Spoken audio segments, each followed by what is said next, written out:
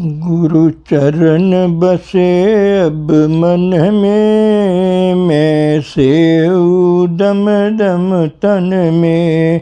फिर प्रीत लगी घट धुन में, चढ़ पहुँची पहली सुन में। गुरु कृपा सूर उगाना, अब हुआ जगत बेगाना। घट बैठी तारी लाई, बाहर की क्रिया दूर बहाई। गुरु अद्भुत सुख दिखलाया, क्या महिमा जाए न गाया। जग जीव अभागी सारे, नर देही यों ही हारे। क्यों गुरु से प्रीत न करते, क्यों जम के किंकर रहते। गुरु चरण बसे अब मन में, मैं सेऊ दम दम तन में। गुरु रूप प्यारी साध संगत जी, आप सभी पवित्र आत्माओं के श्री चरणों में दास का कोटि कोटि प्रणाम है। परम पूज्य परम संत कृपाल सिंह जी महाराज जी सत्संग प्रवचन में आगे फरमा रहे हैं, एक मंदिर, एक मस्जिद, एक गिरजा, अगर उसकी एक दीवार गिर जाए तो सैकड़ों हरि मंदिरों इंसानी जिस्मों को हम कुर्बान कर देते हैं। परमात्मा किस मंदिर में रहता है? जो उसने बनाया है। ये शरीर, god does not reside in man made temples made of stones, के प्रभु इंसानी हाथों के बनाए ईंटों पत्थरों और मंदिरों में नहीं रहता। मैं इंग्लैंड गया, वहाँ टॉक दी तो यही बात कही। सारे महापुरुषों ने कहा कहाँ रहता है? गुरबाणी में आता है, जिसको उसने बनाया उसमें रहता है। माता के गर्भ में कौन आँख कान बनाता है?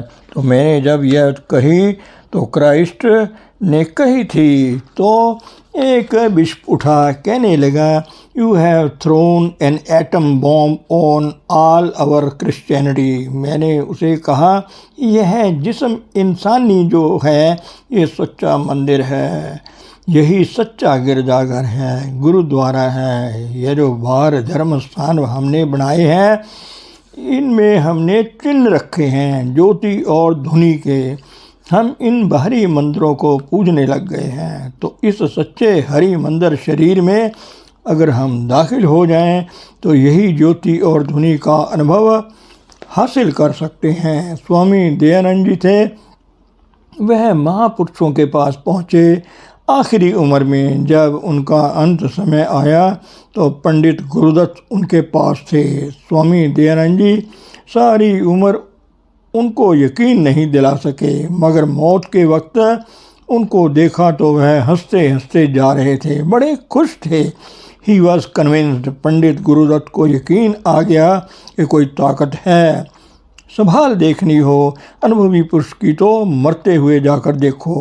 दुनिया रोती है, वह हंसता हुआ जाता है। वह देखता है कि गुरु बाहर भी साथ है और अंतर भी साथ चल रहा है। तो यह गुरु है, आखिरी मंजिल नहीं है। ऐसे इंसान की बेड़ी पानी में है, पानी बेड़ी में नहीं, वह पक्का अखरोट है। भारी चीज़ें उस पर असर नहीं करती।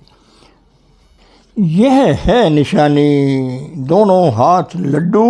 आगे फिर फरमाते हैं कि सेवने वाला बने, मिलने वाले तो बहुत मिलते हैं, सेवने वाला कहाँ मिलता है? सेवने से वह महारस अमृत को पा जाएगा। अमृत एको नाव है, वह हमेशा की ज़िंदगी देने वाली चीज़ है आत्मा को। जो आत्मा उसके साथ लग गई वह हमेशा की ज़िंदगी को पा गई।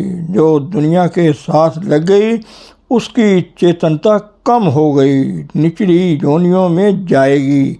जिसकी आत्मा प्रभु से लग गई वह प्रभु की गोद में जाएगी।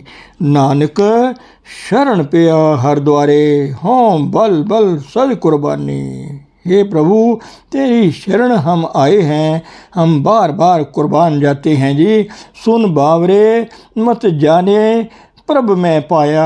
आखिर में कहते हैं अगर तुझे प्रभु मिला है तो उसकी बरकत से मिला है। ए पागल इंसान तू समझता है कि तूने पाया है, वह दे दे ना दे तो ना दे, कौन दम मार सकता है। अनुभवी पुरुष कभी नहीं कहता कि मैं करता हूँ, कह नहीं सकता, वह देखता है वह ताकत काम कर रही है।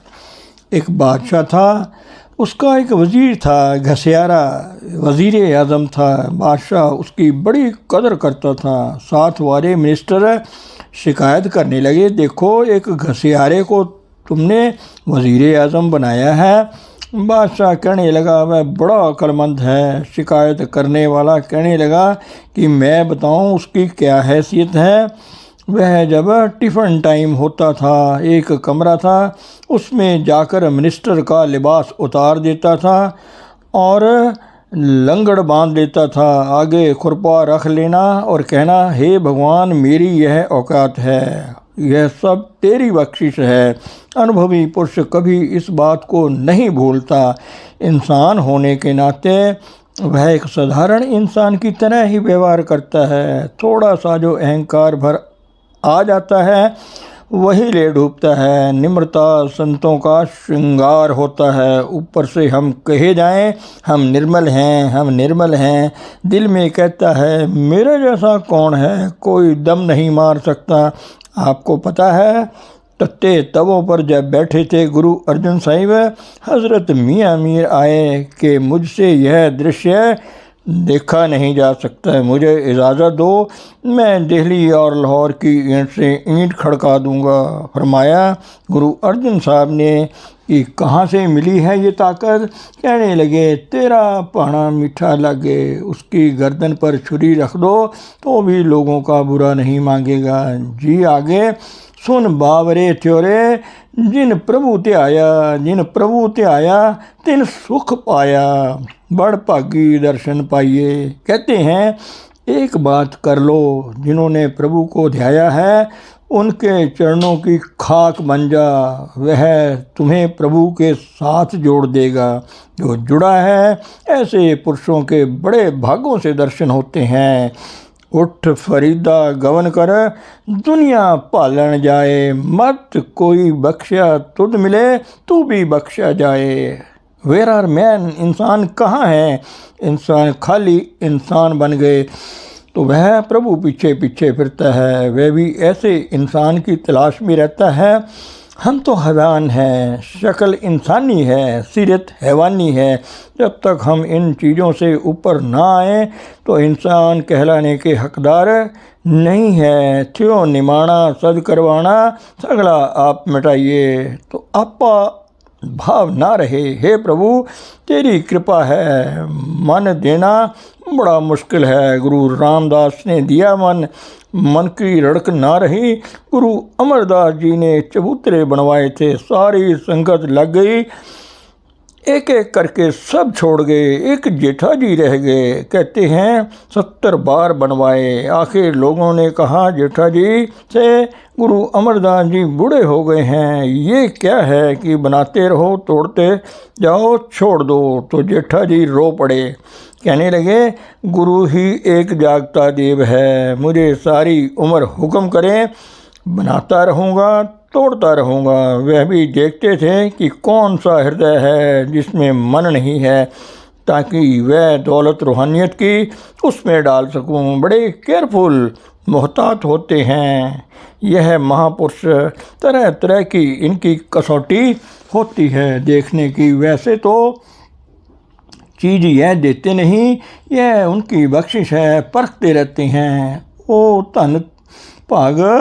सुगा जिन प्रभ लगदा हो, हम तिस पे आप बेचाना। जिसने मनुष्य जन्म पाकर उसे पा लिया, कहते हैं हम उसके बेखरीद हैं। उस पर यहाँ तक कहते हैं कि जिस्म के टुकड़े करके उस पर वार दें। फूल पताशियों की तरह एक एक महापुरुष आया है, रूहानियत का सैलाब आ जाता है, हज़ारों को रंग दे जाता है। और वह कब आते हैं? जैसे बादल आते हैं। मेघे को फरमान है, बरसो कृपा तार। बारिश होती है, जल थल एक हो जाता है। ऐसे ही रूहानी पुरुष जब आते हैं, जल थल एक हो जाते हैं। नानक दीन शरण सुख सागर, राखो लाज अपनाया। कि ऐ दया के समुंदर, हम आपकी शरण में आ पड़े हैं, आपके बच्चे हैं। ये है गुरु अर्जन साहिब की वाणी। ये दुनिया का रोना बयान किया है, हमारी हैसियत बयान की है। ये है हमारा आदर्श। वह कहाँ से मिलता है?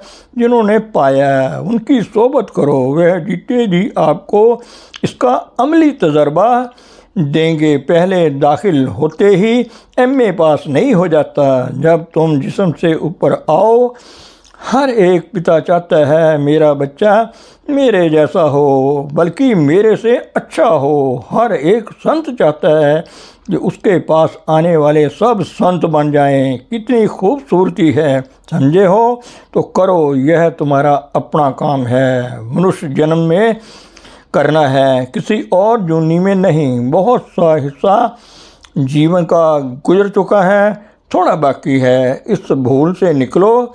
जो निकला है वह तुमको निकालेगा।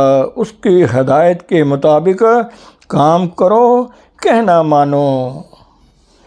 पूरे गुरु की महिमा अकथनीय है, परंतु गुरु साहिबान ने पूरे गुरु के कुछ विशेष गुणों पर प्रकाश डाला है। जो इंद्रियों को जीतकर मन, माया और काल के दायरे को पार करके परमेश्वर में लीन होकर परमेश्वर का रूप बन गया हो, वही पूरा सतगुरु है। वह शब्द रूप होता है और शब्द उसके अंदर घर कर चुका होता है। सच्चा गुरु परोपकारी होता है, उसका उपकार सर्वोत्तम होता है। वह जीवन दान अर्थात नहीं आत्मिक जीवन का दान देता है। वह जीव को परमेश्वर के प्यार की लगन लगाकर परमेश्वर से मिला देता है। पूरा गुरु चारों वर्णों को एक ही उपदेश देता है। जाति, रंग, वंश, कौम, मजहब, मुल्क आदि के भेदभाव के बिना वह सबको केवल सच्चे नाम की कमाई की पूरी युक्ति बतलाता है। पूरा गुरु जीव को